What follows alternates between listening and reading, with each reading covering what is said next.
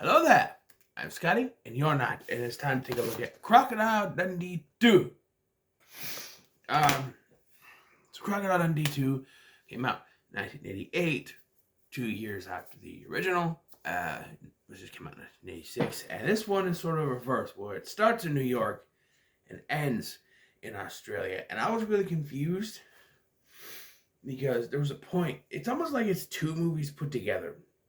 Because there was a point where I was like, okay, this is wrapping up. He rescued Sue, and we're about to wrap up, right? And then all of a sudden, no. I looked at how much I had left. I was only halfway through the movie, and now we go to Australia, where he is going to face off against these Colombian drug cartel members. It's like, okay, so the story here is Sue's ex-husband, Bob, who was mentioned in the first film in that scene, sends her some incriminating photos of the Colombian drug cartel. They murder him and they come after Sue and kidnap her. So Mick is in action mode and he gets help from bad Leroy Brown, played by Charles Tyson Dutton, and some gang members led by Rat to go and rescue her. But, as I mentioned, after they rescue her, they tell Mick, hey, we're going to put you in witness protection. He said, no, I want to go someplace where I can see them coming. So we go back to Australia where we reunite with Wally and the other two. I forgot their names. We see in the first film. And it's like I said, it's a reverse. The first one started in Australia and went to New York. This one starts in New York and goes to Australia. And it starts real, Crocodile Dundee. Like, you think he's in the outback fishing with dynamite. But no, he's in New York fishing with dynamite. And the Coast Guard comes up like, oh, it's you. Should have known it was you. And they just passed by and he got to know a bunch of people in New York are saying hello. And he's going to work for Leroy Brown because he needs money. And it's delivering papers. This guy, he has a reputation to keep, but he's really legit. Kind of funny. And it took me a minute to realize that's Charles S. Dutton. There are actors here who look young in this. There's Charles S. Dutton, and even Luis Guzman is one of the cartel members. So it's real cool to see them younger in this. And there's one of the cartel members looks like a Hispanic Morris Day from the time, My Jungle Love, oh, the guys that were with Prince in that Purple Rain movie. Yeah, he looks like a Hispanic Morris Day. I kept calling him that. Hey, it's Spanish Morris Day. So it looks like. But, yeah, it really... So he gets the gang members to go with him to find Sue, and you think there's going to be this big showdown, but they kind of help, but Mick kind of just does it himself. I don't know why he needed the gang, but they were there, and he takes down these guys, and I think, I'm sitting there going, okay, that was a quick movie. This went at a brisk pace. It was kind of quick. No, we halfway done. Then they're like, okay, we'll put you in witness protection. He's like, no, I need somewhere I can see them coming. So they go back to Australia. And really, when he gets to Australia is when it really picks up. Well, it slows down, actually, as he takes down the cartel members one by one with help with the Aborigines, because he was raised by Aborigines, I guess. Well, that's what Wally was saying, but that also could be bullshit, blowing smoke up their ass to kind of freak them out. But he does take them down one by one until it's down to, was it Miguel and the leader of the drug cartel and his right-hand man, Jose. And he, bringing them down too. And they do all switcheroo where they think that Mick got shot, but really it was someone dressed like Mick. One of the bad guys dressed like Mick, and they switched clothes out. Because he knew Wally was a bad shot, I guess. But yeah, and it ends on a freeze frame, which is really weird. I thought this was a pretty good movie. I know we're only 4 minutes in, but I'll talk more. I thought it was a really good movie. I thought that Paul Hogan did a fantastic job. I always forget what this one is about. I've seen all three, but the first one is the one I've watched the most. I always forget this one. And it really is pretty good.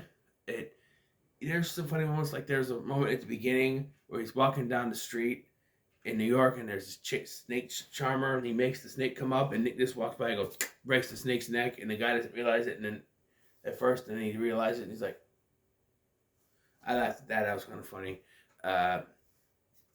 There's a stuff when they're in Australia, he puts this stuff on these guys' hats, and then calls bats out. Bats come in and attack them because they got the stuff on, I think, like food or something. It's really cool. There's a funny line with the Aboriginals are eating something, and Wally goes, "Do you actually like that?" And the guy goes, "No, needs more garlic." Or, "No, needs garlic." Kind of funny. Kind of funny. And it actually made me smile when Mick goes back to Australia and reunites with his friends, with Wally and the other two, and it's like Bonk, I think is one of them. His name Donk is one of them. The other one.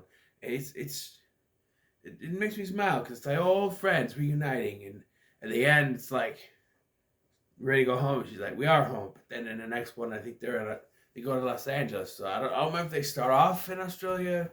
I don't know. They have a kid in that one, which I don't know. I do want to check it out because I've seen it once.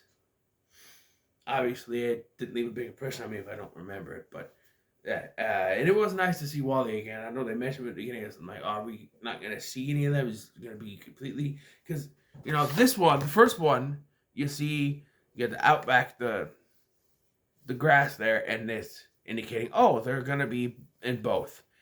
This one only has the city, which makes me think it's only going to be the city. But no, we go to the outback, and it's pretty cool. There's this one scene where Mick has Wally lead Miguel and Jose to this one area, and they tell him to cross. And Miguel says, "No, you cross the river. You go through there." As he's going through, he gets pulled down when he thinks he's by a croc, but it's actually Mick in an actual croc. Not actually, but within the confines of the movie, an actual croc skin body thing on him. Kind of funny. They would laugh. But yeah, I think Paul Hogan is on point in this. Linda Kozlowski, whatever. She's all right. I don't think she ever really did too much beside these movies, But she's all right. She did the last one. I like the character, the Australian characters. Some of the New York stuff. Like I said, the New York stuff goes really fast to the point where you think it's getting to the end. It goes really fast. I like Leroy Brown. I liked him, but I can give or take anything else. Once you get to the outback, to me, that's when the movie picks up and goes for it. It slows down, but picks up at the same time. You get what I mean? Like, you really get into for me, I really got into it at that point. Like, I was just kind of casually watching the beginning, where it's like, okay, I was casually into it. I was like, okay, this is fine. And it was done. I'm like, oh, it's done. Okay. But it wasn't done because we had another half. And then it really kind of like, all right, we're in Australia. It's getting better now.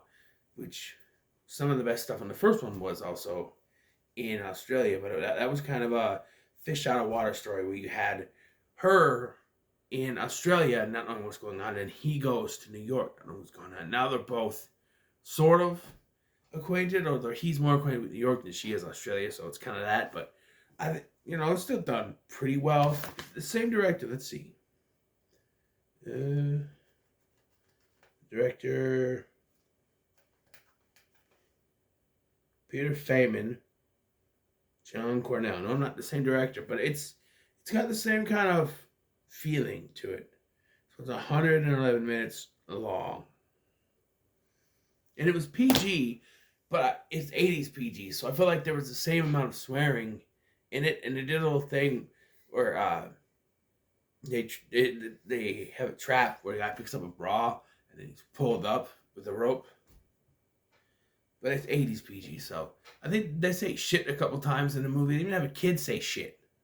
And again, this was the same era of the Goonies, and there was a bunch of cussing in that movie, and it's PG. Nowadays they give it a PG-13 rating, but it was fun. I would say when it comes to Crocodile, Dundee 2, I'm going to get middle of the road, because it really is the middle for me. Like I said, the first half, I was just, okay, this is fine. When it got to Australia, it got better. So, I kind of really, really liked one half and was okay with the first half, so it's middle of the road for me. But yeah, this was fine. So next, I know I said the next few would be in the 80s, but being as it's going to be tomorrow, I think the next one we're going to check out a sequel to a movie I think is better. Like the first movie, I think it's better than this because I have my feeling of what they did in this film.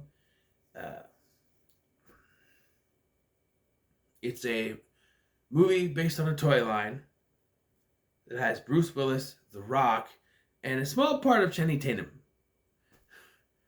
Uh, but that'll be the next one, and I believe I have it on digital on my Voodoo, so I'll be able to watch that partly at work. Get that going. But so, what are your thoughts on Crocodile Dundee? Comments below. Make sure to like, share, and subscribe. We're winding down. I only got 4 left now, and that's good in my book. So make sure to like, share, and subscribe. Thank you for watching. I've been Scotty, and I'll see you in the next one.